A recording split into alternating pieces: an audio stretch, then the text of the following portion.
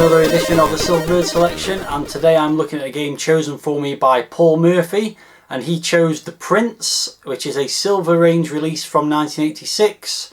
Pretty rare game to find out there, don't see many copies of it around, and it's usually quite expensive. Luckily I got my copy for £3.99, so let's check it out and see if it's worthy of its royal title.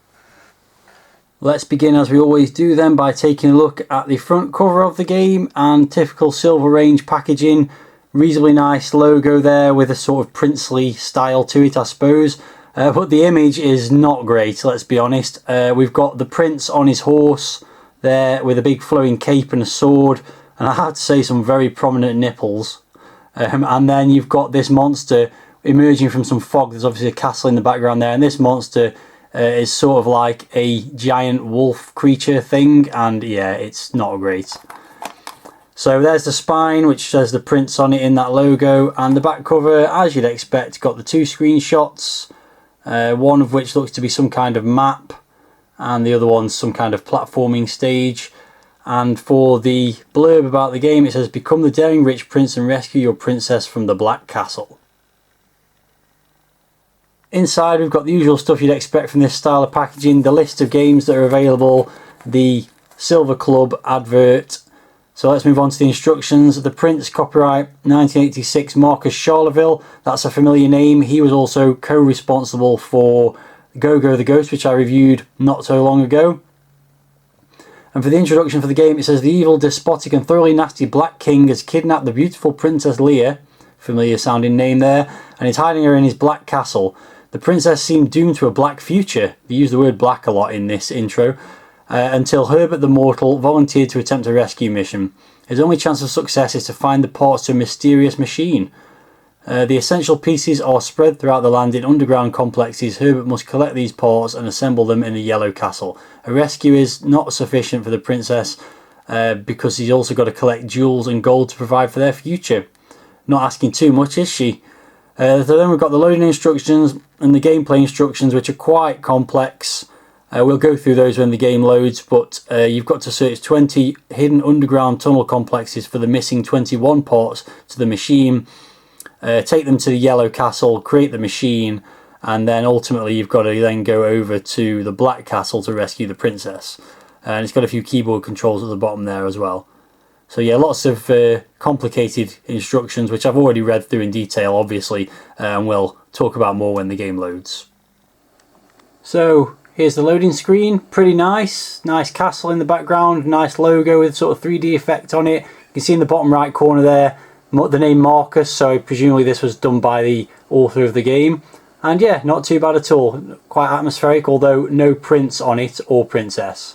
So that's a bit of an absence, you might say.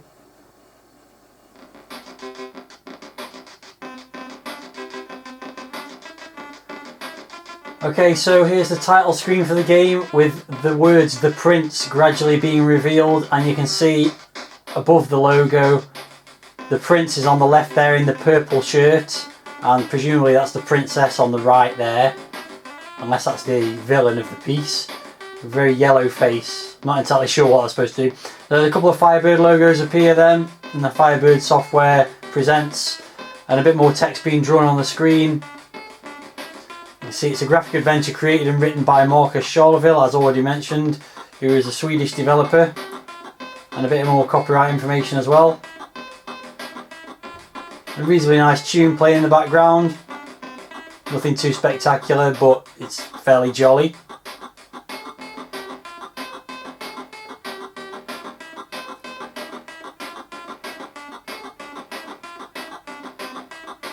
In a moment or two, I believe those little plant pots, so you can't really tell they're plant pots yet, but you're about to see the little plant pots on the bottom left and right start to grow and grow these vines up the screen, which is a nice touch. Serves no real purpose, but it's nice.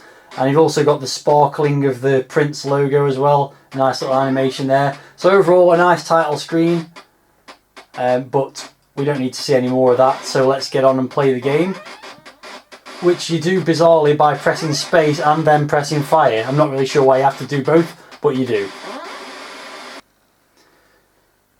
So you start on this overworld map, I guess you'd say. There are definitely RPG style elements to this game, so let's call it that. So you can see 3 castles on the map.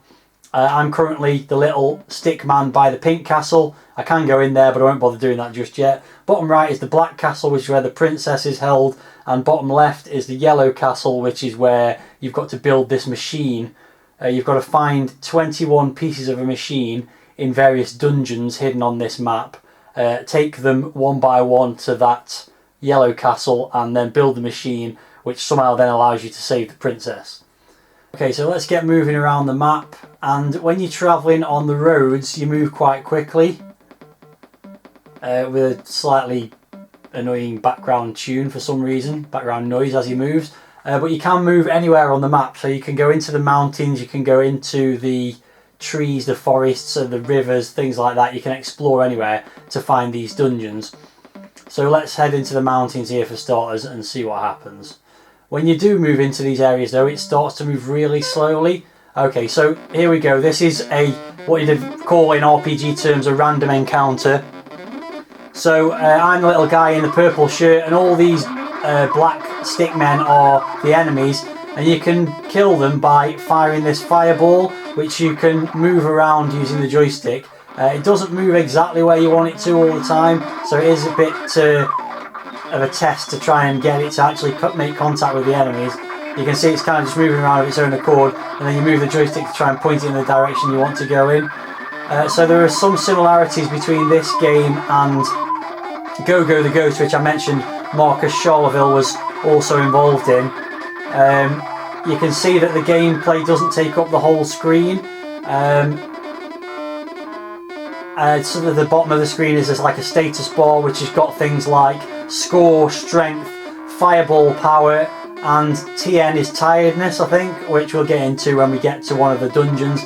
This isn't a dungeon, this is just a random sort of encounter area where you've encountered some bad guys that the Black Knight or whatever it's called, the main baddie sent after you. Now this section of the game actually reminds me of a film from the 80s called Krull.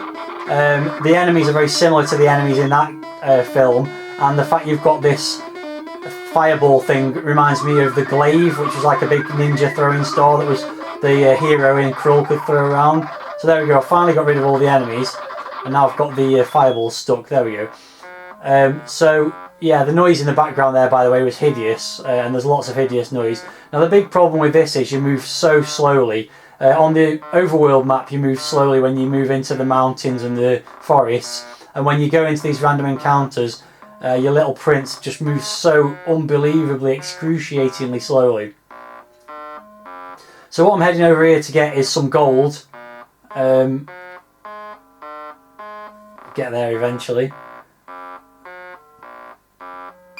There we go. Got, so there's 3 gold there. I've got 5 gold in total there.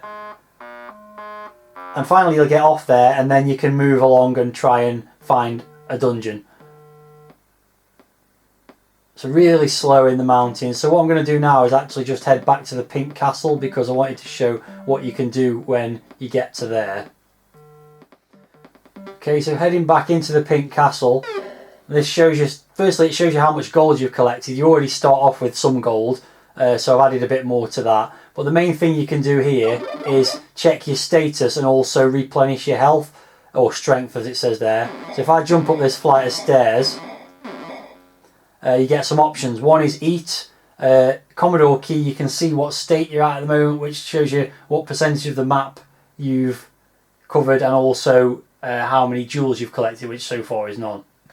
And you can also load or save the game, it seems, but I'm not going to be doing that. The main thing I want to do though is eat some food, and that kicks off this very elaborate process of collecting some of your gold.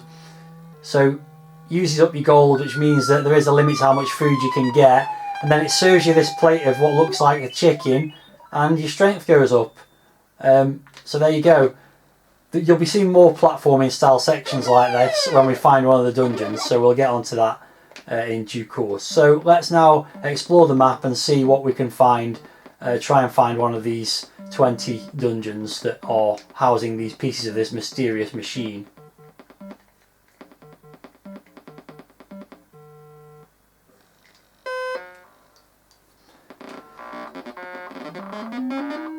So I've ended up in another random encounter, and it's exactly the same principle. The background's the same on this one because again it's in the mountains. There's another piece of gold to be collected though, so that's good. I'm assuming they're random encounters. I don't know for a fact whether these sections always appear in the same place, because it's hard to remember playing multiple games whether you've visited one area or not before. So yeah, maybe they're not random, maybe they're all in the same place. Let's get this last guy. And slowly make my way over and get that gold, and then I'll head back on my way. Don't think you need to be seeing this too many times though, because you can already get a sense of the slowness and the frustration of the game.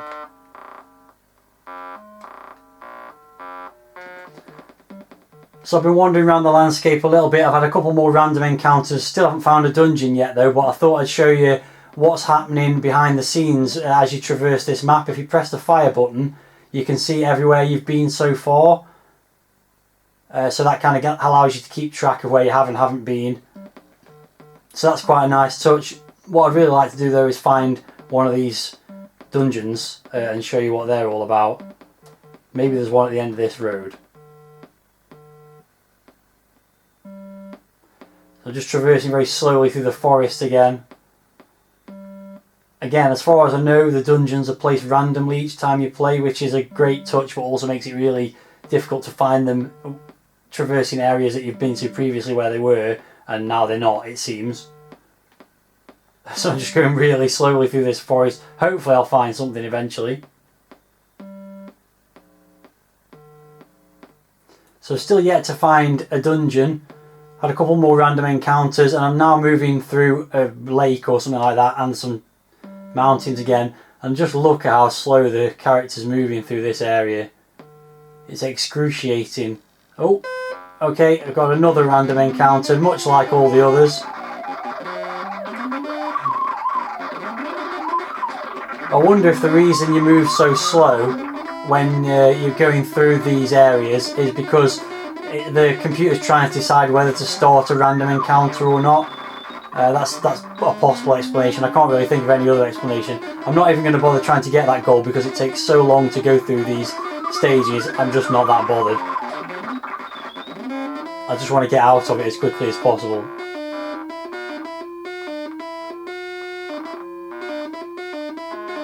Hope you're enjoying the background music, by the way. It's not even music, is it? It's just horrendous noise. So let's carry on and see if we can find a dungeon. I'm losing the will to live a little bit already.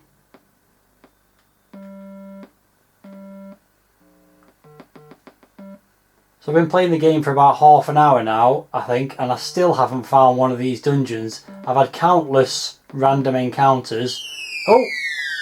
Speak of the devil, here we go. Finally found one. Thank heavens for that. So basically, when you get into the dungeons, it's like a platforming style game. You've got to navigate the prints to find these machine parts. And it's pretty typical platforming thing. Left and right, you can crouch down. Don't really know what purpose that serves. You can also jump by pushing up. Move from room to room, trying to find the pieces. There are sometimes some enemies to dispatch, which maybe we'll see.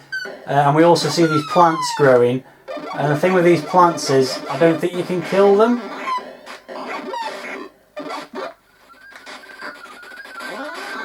Okay, yeah, what you can do is wear them down again, it looks like, by hitting them with the fireball, which works in a similar way that it did in the random encounters, but it's just bigger. The graphic for the prince is pretty poor, but I suppose he's got some cuteness factor to him. So there are various obstacles here, like these spikes you can see and things moving backwards and forwards. None of them actually hurt you, they just get in your way and slow you down. So let's see what happens. Let's see if we can find anything. Oh, there we go. I think that's probably a machine part there, flashing white beneath me. So all I've got to do is navigate my way through here and try and find that now and get to it. And then get out of the dungeon, presumably. So graphically, again, this has some similarities with Go-Go the Ghost, I would say, in terms of the colour scheme and the layout of the screen with the status bar at the bottom. There's one extra thing you see on the bottom of the screen that wasn't on the random encounters. I mentioned it, the TN is tiredness. So when that gets down to the bottom, you have to actually sleep for a little while by pressing the control key. These guys are hard to dispatch as well. Oh. Again, really annoying bleepy background noises which don't help in the slightest. These guys are going to drain my health and I've got to wait for my fireball power to replenish. So I might actually press control now to have a little sleep. You can see him nodding his head from side to side. That's him sleeping. You can see the tiredness is going up and my fireball's restored now as well, so I can carry on, try and get through this bit.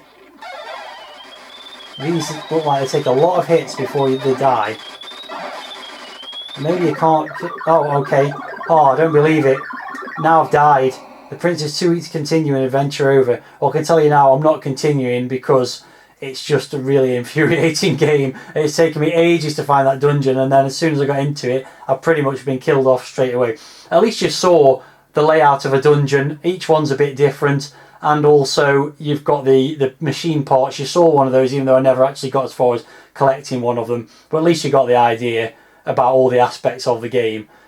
Once you've collected those machine parts, you've got to take them to the yellow castle and build a machine, and then that allows you to finish the game by going to the black castle. But I've never got anywhere near that far. So I have to say I'm relieved that's over. So let's get on with the review scores. So firstly, the packaging, pretty average. The instructions were reasonably good, I suppose, but the front cover image wasn't great, so I'm going to go with 6 out of 10 for the packaging. Presentation in game, pretty nice though. It had a nice loading screen. This title screen's nice, although again it takes an age to actually display the whole thing. Slowness is a factor throughout the whole game, but overall it's got a nice little tune on it and some nice animation and stuff, so not bad. So I'm going to give the presentation 7. I should probably also mention things like the status bar are quite nicely presented as well in game. Graphics, pretty average, just above average basically, not much more to say about. I mean, there's plenty of variety in the graphics in terms of you've got the different environments, the map screen, the random encounters, the dungeons, so lots of variety in the graphics, but none of them are particularly well made. So I'm going to go with 6 out of 10 for the graphics. Sound, well, this music on the title screen is reasonably jolly and everything else is pretty abysmal, so I'm going to give it 3 out of 10 for the sound. And finally, playability. Well, I mean, you can't deny it's an ambitious game to create a, almost a Zelda style, RPG style game with the overworld, the dungeons, the random encounters, 3 different style of gameplay in terms of the overworld map, the random encounters, and the dungeons being like a platforming stage. Lots of nice ideas, so you can't fault the ambition. But my god, is it's just slow and irritating. The noises are irritating, the movement across the map and within the random encounters in particular is excruciatingly slow, and it's a bit buggy as well. There's a lot of like glitchy things. When I've played through previously, there seems to be places where you get stuck in the dungeons and you can't get out. So all those things considered, I'm not really a fan of the game. I think it's a great idea, just probably the Commodore 64 wasn't powerful enough to deal with a game of this nature with all these different aspects to it. It's almost over ambitious. So I'm going to give it a playability score of 4. That gives it a total score of 5.4, and needless to say, you can probably tell I'm not impressed, so I don't think it's worth the $1.99 asking price. Just too hard work really, and not much reward out of it. So there you go, that's my thoughts on the Prince. Not a fan, as I've said. If you've got any thoughts about the game, then let me know in the comments, and I'll be back with another game review video in the near future. Thanks for watching.